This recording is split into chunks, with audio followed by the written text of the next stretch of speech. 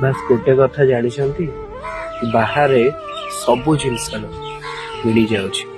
ଟଙ୍କା ଦେଲେ ଏଠି ସବୁ ଜିନିଷ ମିଳୁଛି, କିନ୍ତୁ ମିଳୁନି ମାର ହାତ ରନ୍ଧାର ରୋଷେଇ, ଭାଇ ଭଉଣୀଙ୍କ କଳି ଆଉ ବାପାଙ୍କ ଗାଳି।